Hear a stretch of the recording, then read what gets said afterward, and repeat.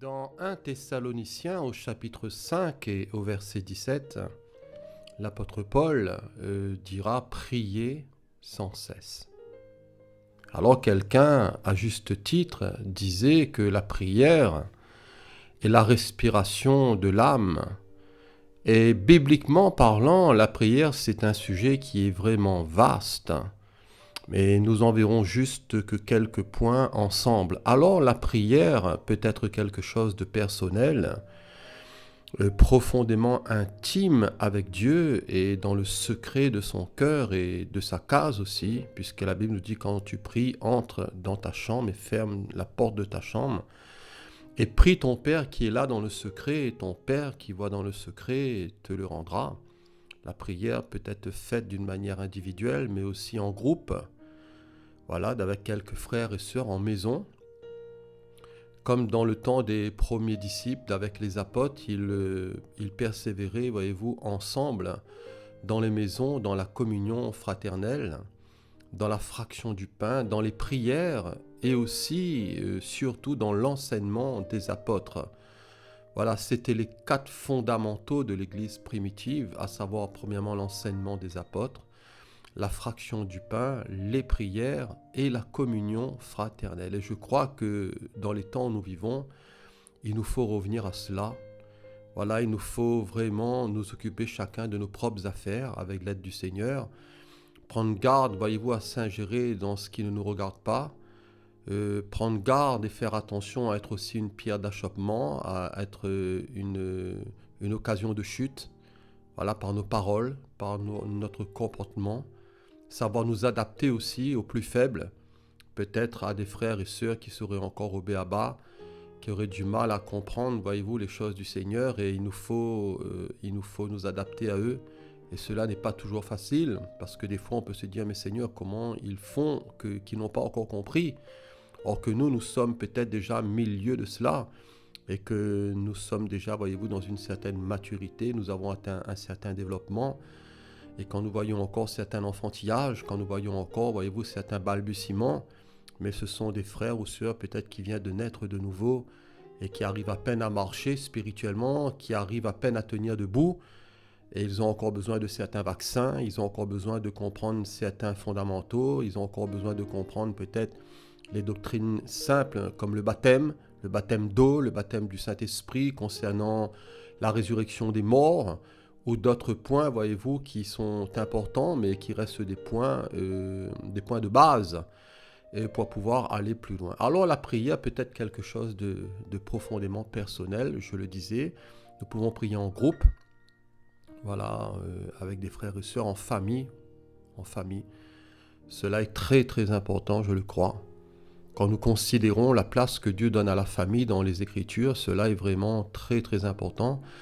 Et quand nous considérons autour de nous toutes les dislocations qu'il y a dans les familles, voilà, toutes les divisions qu'il y a dans les cœurs entre les papas, les mamans, entre les époux, les épouses, des familles qui sont déchirées, des familles qui se sont explosées ou qui ont explosé ou qui sont en train d'être explosées au travers du divorce, avec, voyez-vous, des conséquences incalculables sur déjà le couple, sur les enfants, sur les petits-enfants, sur les arrière-petits-enfants.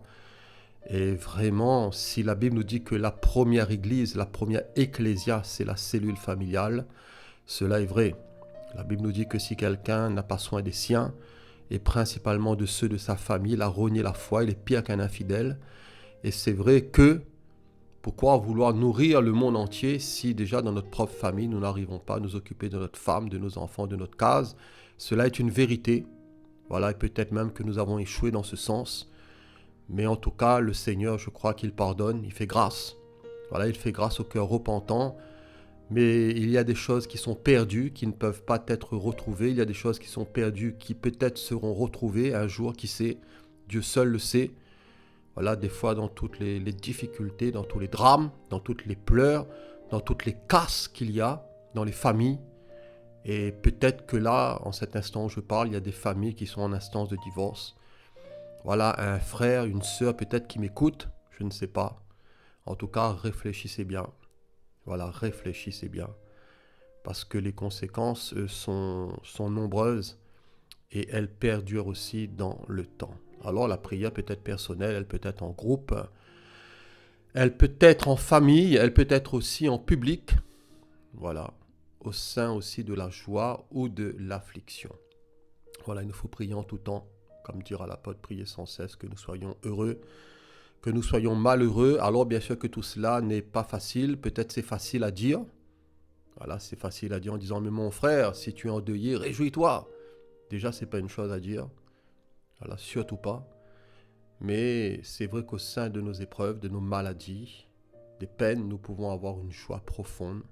Nous pouvons être en relation étroite avec le Seigneur, dans une juste relation de foi, de sérénité, de communion, voilà, d'intimité, de développement, voilà, de toute notre aide de l'esprit, l'âme et le corps, pour que le Saint-Esprit nous fasse du bien. Là, il y aurait quelques difficultés, peut-être quelques liens, quelques maladies, quelques souffrances, quelques chaînes. L'Esprit de Dieu, c'est le grand consolateur, je le crois. Et il nous faut cultiver, voyez-vous, cette communion au sein de la joie ou de l'affliction. Alors, la prière dans la Bible doit être faite et la prière doit être adressée au vrai Dieu. Je l'ai noté.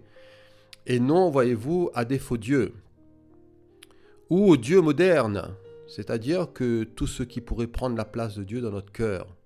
Voilà, peut-être que ça ne sera pas des statues, des bouts de bois, du marbre ou de la pierre. Malheureusement, beaucoup encore se prosternent devant ces choses vaines, voilà, qui ont des yeux qui ne voient point, des oreilles qui n'entendent point, des pieds qui ne marchent point, qui ne peuvent secourir. Mais nous devons surtout, pour nous chrétiens, prendre garde. Nous savons que cette idolâtrie-là, au premier degré, voyez-vous, elle est à rejeter. Mais les idoles dans le cœur, voyez-vous, c'est tout autre chose. Est-ce que vraiment le Seigneur a la prééminence dans mon cœur, dans mes choix? Est-ce que je suis vraiment et est-ce que je me laisse vraiment pénétrer, imprégné, imbibé de lui, de sa parole, de ses promesses, de son Saint-Esprit? Est-ce que je suis dans le calme, dans la confiance, dans la tranquillité? Est-ce que je jouis du salut du Seigneur, dans la prospérité? Et est-ce que mon culte, voyez-vous, est à la bonne adresse? Alors, est-ce que je frappe à la bonne porte? Est-ce que je crois en mon Dieu au travers du Christ Jésus, qui est le chemin, la vérité, la vie, et nul, personne d'autre ne peut venir au Père si ce n'est que par lui, Jésus le Christ, fait office de médiateur, de pont, et il n'y a pas de médiatrice. Il n'y a pas d'autre médiateur, ni quelques saints, ni quelques idoles, ni quelques morts que ce soit, qui puissent intercéder pour nous. Le seul médiateur entre Dieu et les hommes, et il est bon de le rappeler, voilà, c'est toujours aussi un fondamental que le seul médiateur qui existe entre Dieu et les hommes, c'est Jésus-Christ fait homme, qui est mort pour nos péchés et qui est aussi ressuscité pour nous justifier. Alors tout est par Christ, tout est dans le Christ, tout est au travers du Christ, voilà, au travers de lui, par l'assistance et aussi par l'aide de l'Esprit de Dieu. Du reste, nous avons besoin dans la prière du Père, nous avons besoin du Fils, et nous avons besoin du Saint-Esprit. Chacun, voyez-vous, joue aussi son rôle dans notre cœur. Éphésiens 2, 17, il est venu annoncer la paix à vous qui étiez loin et la paix à ceux qui étaient près. Car par lui, par Jésus le Christ, nous avons les uns et les autres accès auprès du Père par lui, par Jésus notre Machiar, par Jésus notre grande justification, par Jésus le Saint, le Roi, le Messie, le Maître, nous avons les uns et les autres accès au trône de la grâce auprès du Père dans un même esprit. Voilà, et quiconque n'a pas l'esprit du Seigneur, nous dit la Bible, ne lui appartient pas. Que tout soit un, bien sûr, dans l'esprit. Jésus est le seul médiateur. Il est le seul qui est garant de cette nouvelle alliance. Et voyez-vous, il nous faut nous confier en lui. L'apôtre Jean lui dira, et l'apôtre Jean annoncera ceci, « Celui qui croit au Fils de Dieu a ce témoignage en lui-même. Celui qui ne croit pas, Dieu le fait menteur, puisqu'il ne croit pas au témoignage que Dieu a rendu à son Fils. Et voici, dira-t-il, ce témoignage, c'est que Dieu nous a donné la vie éternelle. Il nous a donné, non pas qu'un jour il nous donnera s'il aura pitié. Le Seigneur a déjà eu pitié de nous, il a déjà tout accompli par son Christ et il nous a donné, pour tous ceux qui l'ont reçu, pour tous ceux qui s'attachent à lui, qui sont unis à lui, il nous a donné par la foi, dans la repentance, la vie éternelle. Voilà, nous avons déjà un pied dans le ciel, dans l'éternité. jusqu'à la pleine manifestation et la révélation de tout ce plan de salut qui sera définitif au travers aussi de la résurrection de nos corps mortels. Et cette vie est dans son Fils. Cette vie est dans son Fils. Celui qui a le Fils, il a la vie. Celui qui n'a pas le Fils de Dieu, il n'a pas la vie. Et la Bible nous dit même que la colère de Dieu demeure sur lui. Comment échapperons-nous du reste en négligeant un si grand salut si nous rejetons l'œuvre de la croix? Si nous rejetons ce que Jésus est et ce qu'il a fait, il n'y a pas de salut pour nous. Nous pouvons être quelqu'un de gentil. Nous pouvons avoir toute la bonne piété, toute la bonne morale du monde. Nous pouvons essayer d'obéir à tous les commandements qui sont bons, mais nous resterons marqués, voyez-vous, par le péché, par la condamnation si nous rejetons la personne et l'œuvre de Jésus le Christ, parce qu'il n'y a de salut qu'en lui et en personne d'autre. Alors je vous ai écrit ces choses. Il nous faut étudier cette parole. Il nous faut la serrer dans notre cœur. Il nous faut l'assimiler. Il nous faut la digérer. Il faut qu'elle fasse le plaisir, voyez-vous, de toute notre existence. Il faut que nous puissions puiser nos forces en elle. Le Seigneur nous a laissé par écrit sa parole pour que nous puissions, voyez-vous, y chercher un refuge. Y chercher à nous nourrir. Y chercher aussi à croître en elle. Alors lisons cette parole, serrons-la dans notre cœur, comme dira le psalmiste, afin de ne pas pécher contre toi, Seigneur. Je vous ai écrit ces choses, afin que vous sachiez que vous avez la vie éternelle, vous qui croyez au nom du Fils de Dieu. Nous sommes sauvés par la foi dans le Christ. Alors la prière, c'est aussi un commandement. Dans Ésaïe 55, 6, le Seigneur dira « Cherchez l'Éternel ». Le prophète dira de la part du Seigneur « Cherchez l'Éternel pendant qu'il se trouve, invoquez-le tandis qu'il est prêt ». Voilà, il nous faut chercher le Seigneur. Celui qui cherche trouve, celui qui demande reçoit. On ouvre aussi à celui qui frappe, et cela, c'est Jésus même qui nous l'a enseigné. Cela, c'est la vérité. En un mot, nous ne perdons pas notre temps. Voilà, il nous arrive des fois de frapper à certaines portes qui ne s'ouvrent jamais. Mais la porte du Seigneur, voyez-vous, la porte de la grâce, elle est ouverte. Et nous avons accès au trône de la grâce par la foi. Nous pouvons entrer, goûter à de verts pâturages, trouver la liberté, la guérison de nos corps mortels, de nos corps malades, la guérison de nos âmes aussi, peut-être, qui ont été blessés, meurtris, des sentiments qui ont été déçus. Voilà, dans notre être intérieur, dans notre esprit, nous pouvons trouver le salut, la régénération, le renouvellement de toutes choses. Le Seigneur est prêt. Voilà, il n'est pas loin de nous. Sa parole est tout près de nous, dans notre bouche, dans notre cœur. Et la Bible nous dit que la parole que nous confessons, c'est la parole de la foi. Elle est près de toi. Elle est là dans ta bouche et dans ton cœur. Alors il nous faut le chercher. Pendant qu'il se laisse trouver, peut-être qu'un jour, il ne se laissera plus trouver, qui sait? C'est vrai que Dieu est bon, mais qui peut savoir les temps et les circonstances? Voilà, il nous faut l'invoquer, parce qu'il est là. Alors que le méchant abandonne sa voie, et l'homme d'iniquité ses pensées.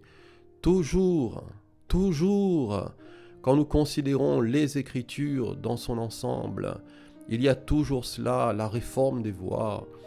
Il est dit que chacun reconnaisse son propre péché, que chacun retourne à son propre cœur, que chacun regarde à lui-même, que chacun fasse le ménage dans son âme, dans ses pensées, dans sa conduite, que chacun mette un point d'honneur à vivre tranquille, à s'occuper de ses affaires, à purifier son âme, à sanctifier le nom du Seigneur, à s'éloigner de toute voie de péché, d'iniquité, d'impureté, d'injustice, de souillure, de malice, que le méchant abandonne sa voie. Il ne suffit pas seulement de confesser le péché. Il est bien de confesser le péché, il le faut. C'est la première démarche, mais il faut abandonner toute voie de péché, toute voie mauvaise, et aussi toute pensée inique, qu'il retourne à l'Éternel, qui aura pitié de lui, à notre Dieu, qui ne se lasse pas de pardonner. Voilà, les bontés du Seigneur se renouvellent chaque matin. Sa fidélité est grande. Voilà, Dieu est bon. Il se souvient que nous ne sommes que poussière, j'en suis conscient par la grâce de Dieu. Toute chair est comme l'herbe et toute sa gloire, tout son éclat est comme la fleur des champs, la fleur de l'herbe sèche. Et la fleur tombe, une belle fleur, une belle rose, une belle orchidée. En quelques jours, voyez-vous, c'en est fini. Et il en est de même pour notre existence sur cette terre. Qu'est-ce que 20 ans, qu'est-ce que 40 ans, 60 ans, 80 ans, 100 ans? comparé à l'éternité. Voilà, comparé à l'éternité. Alors Dieu est bon. Il se souvient qu'on n'est que poussière. Il veut nous gracier. Il veut nous sauver, le Seigneur. Il ne veut pas nous perdre, il veut nous justifier.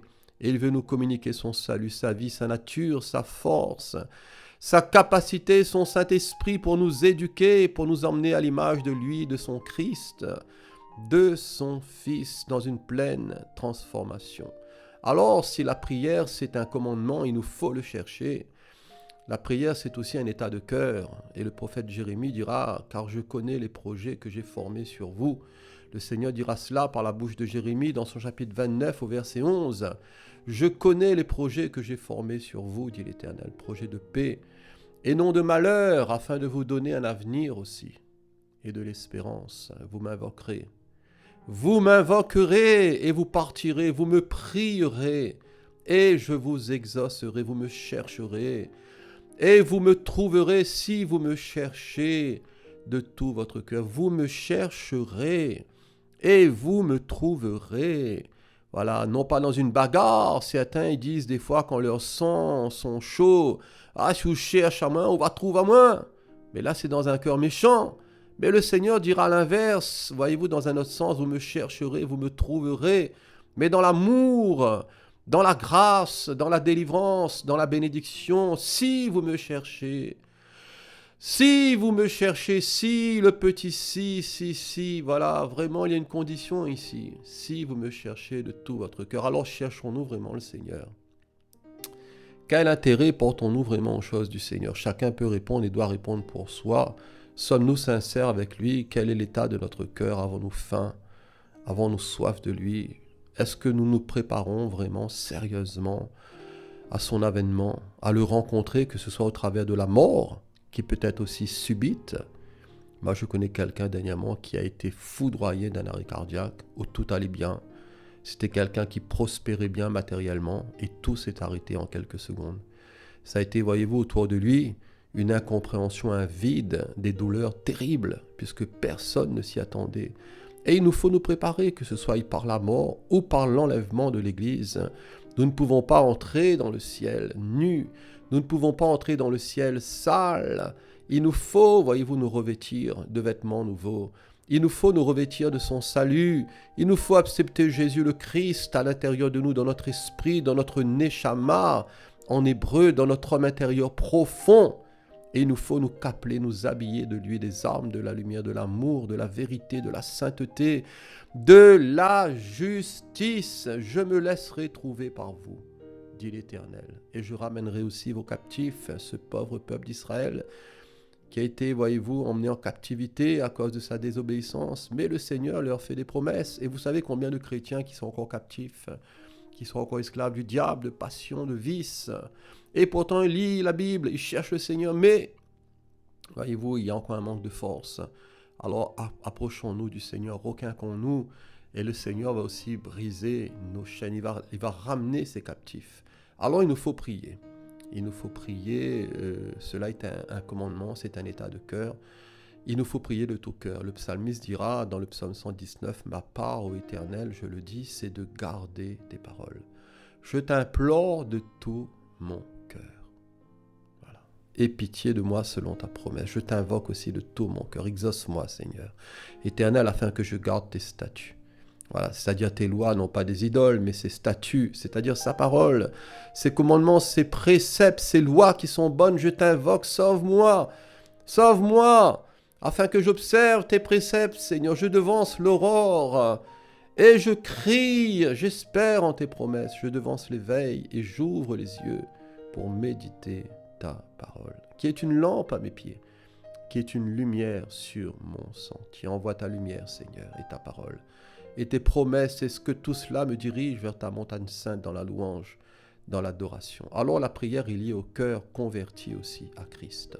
Souvenons-nous de Saul de Tarse, qui a eu la révélation du Christ sur le chemin de Damas, et qui en a été foudroyé, voyez-vous, et après avoir été touché par le Seigneur enverra un disciple nommé Ananias vers lui, et le Seigneur lui dira dans une vision, « Mais Ananias, il répondit, mais me voici, Seigneur. » Et le Seigneur lui dit, « Mais lève-toi, va dans la rue qu'on appelle la droite et cherche dans la maison de Judas un homme qui est nommé Saul de Tarse, car il prie. Voilà, Saul de Tarse, il prie, et il a vu en vision un homme du nom d'Ananias qui est entré, et qui lui a posé les mains afin qu'il recouvrât la vue. Alors Ananias répondit, Seigneur, j'ai appris de plusieurs personnes tous les maux que cet homme a fait à tes saints à Jérusalem.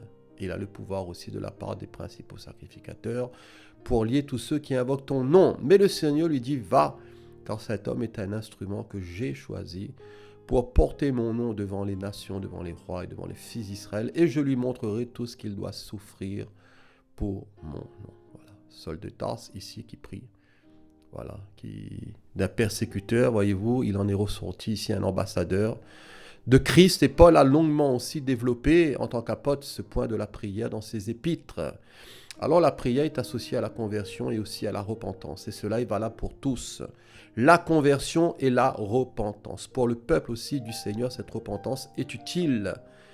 Et voyez-vous, dans 1 Roi 8, verset 33, il est dit, quand ton peuple d'Israël sera battu par l'ennemi pour avoir péché contre toi, s'ils reviennent à toi et rendent gloire à ton nom, s'ils t'adressent des prières et des supplications dans cette maison, alors exauce-les des cieux, pardonne le péché de ton peuple d'Israël et ramène-les dans le pays que tu as donné à leur père.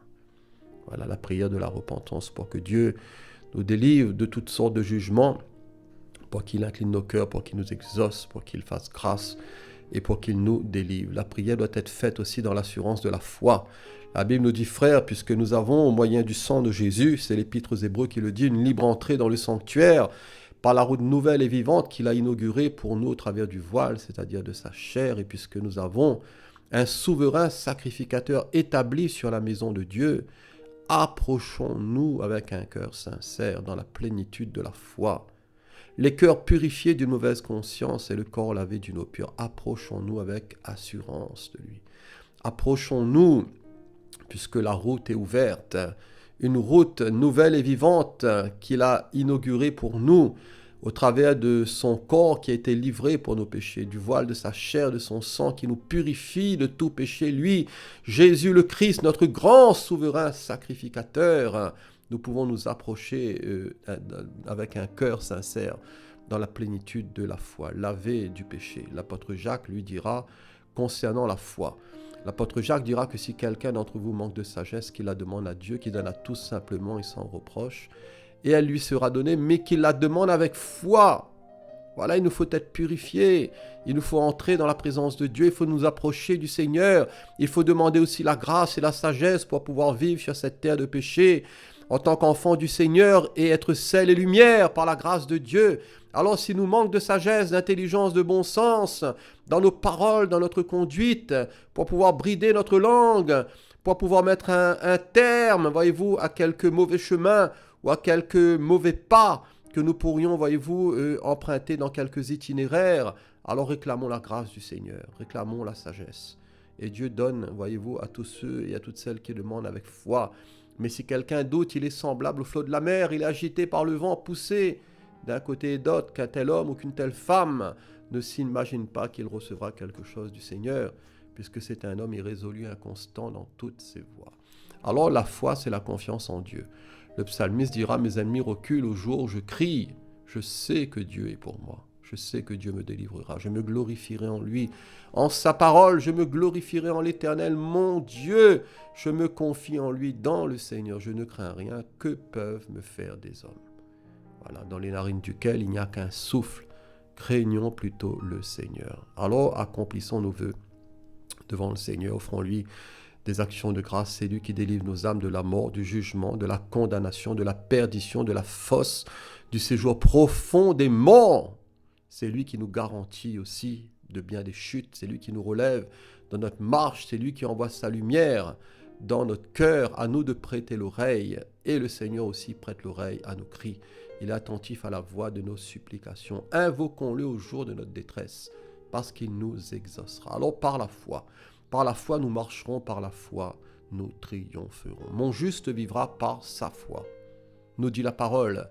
Mais s'il se retire, mon âme ne prend pas plaisir en lui. Nous ne sommes pas de ceux qui se retirent pour se perdre, mais de ceux qui ont la foi pour sauver leur âme. Pourquoi se retirer? Pourquoi, voyez-vous, vouloir retourner dans le monde? Pourquoi vouloir retourner dans la boue du péché, dans toute cette vie de misère? Voyez-vous, quel triste sort, quel triste drame. Et malheureusement, combien qui ont fait naufrage, combien qui n'ont pas su veiller, se fortifier auprès du Seigneur, garder, cultiver, faire fructifier ce que le Seigneur leur avait donné, leur salut. Voyez-vous, non pas pour gagner le salut, mais pour le faire fructifier, pour pouvoir l'entretenir, pour pouvoir le mettre en avant, pour pouvoir servir le Seigneur, voyez-vous, devant la face du monde. Mais ils se sont laissés gagner, voyez-vous, par les soucis. Ils se sont laissés gagner par la séduction des richesses. Ils se sont laissés gagner par bien, voyez-vous, de pièges et de ruses, voyez-vous, du malin, de l'esprit du mal et aussi de leur chair de péché. Voyez-vous, ils n'ont pas appris à marcher par l'esprit, mais ils ont suivi, voyez-vous, leur sens et tout ce qui est charnel et diabolique. Alors Jésus, en Matthieu 6, nous parlera de la prière. Et Jésus dira, lorsque vous priez, ne soyez pas comme des hypocrites.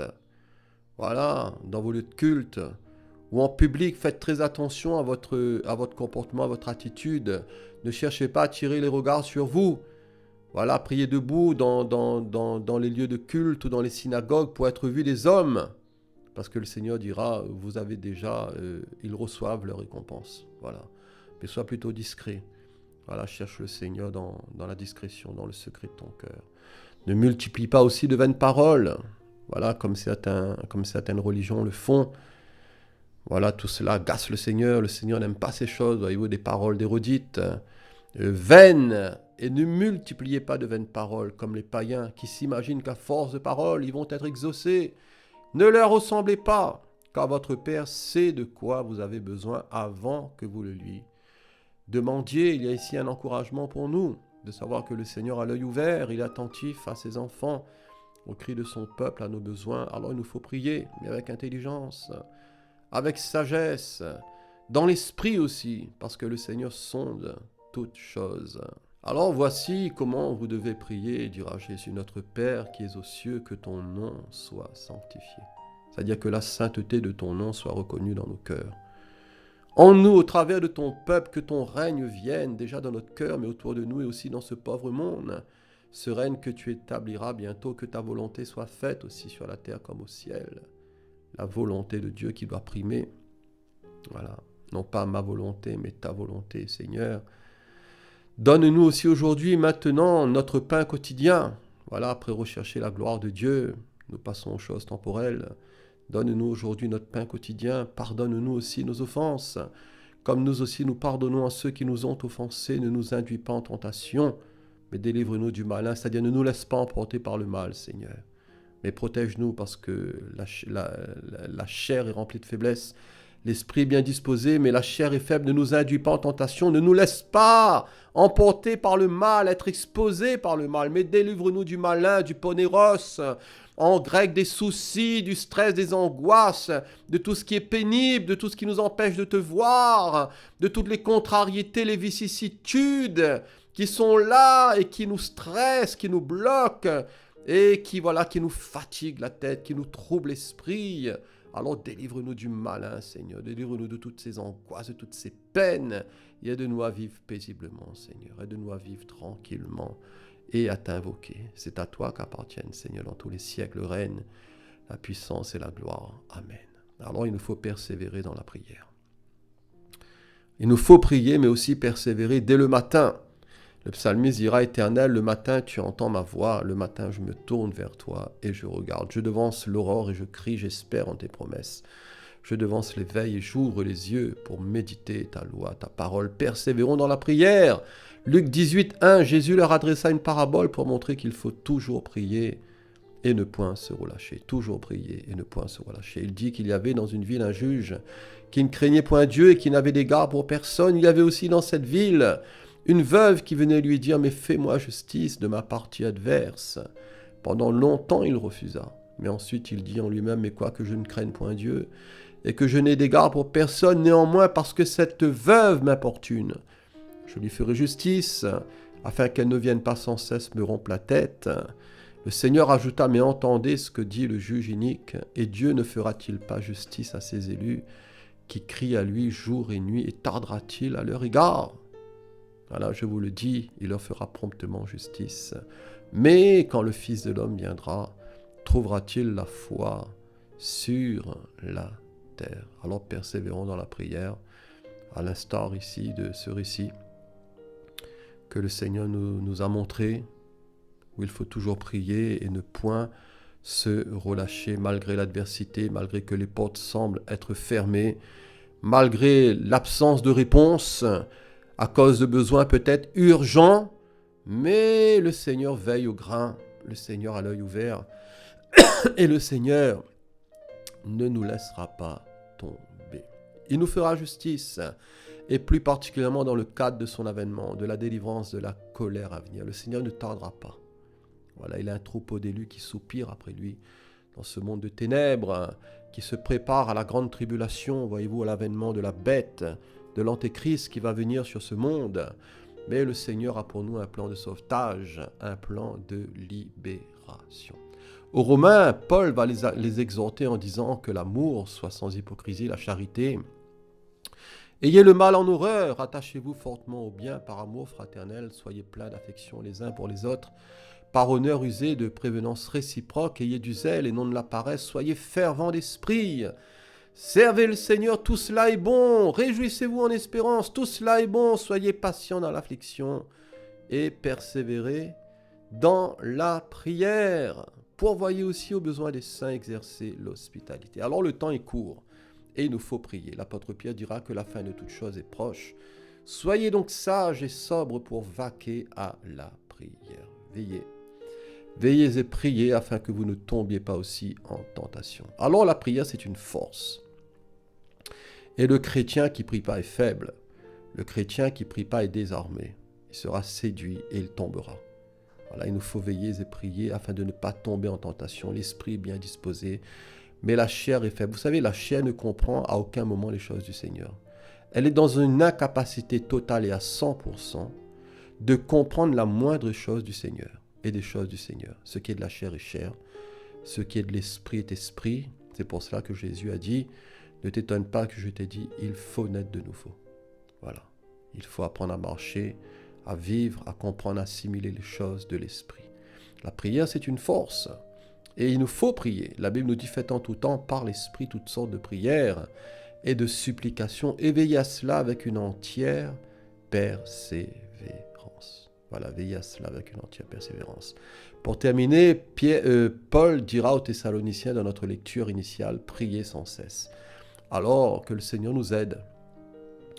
Que le Seigneur vous aide, mon frère, ma sœur, cher ami, vous qui m'écoutez aussi, à avoir une vie régulière, de plus en plus profonde, de plus en plus efficace, de plus en plus pragmatique aussi avec le Seigneur, pour que la prière ne soit pas que de vaines redites, voilà, qu'un aspect religieux ou formaliste, comme nous avons pu apprendre, voyez-vous, peut-être dans notre enfance ou dans une culture religieuse quelconque, mais que vraiment notre vie de prière soit vivante, qu'elle soit authentique, que nous soyons heureux, voyez-vous, de pouvoir prier notre Dieu avec notre cœur, avec notre âme, notre esprit, dans l'expression de nos corps, voyez-vous, dans la louange, dans l'adoration, dans des chants spirituels adressés à notre Dieu, dans la communion des saints, avec nos frères et sœurs, dans l'enseignement des apôtres, dans la fraction du pain et dans les prières. Voilà, soyez bénis et je vous remercie aussi pour votre écoute.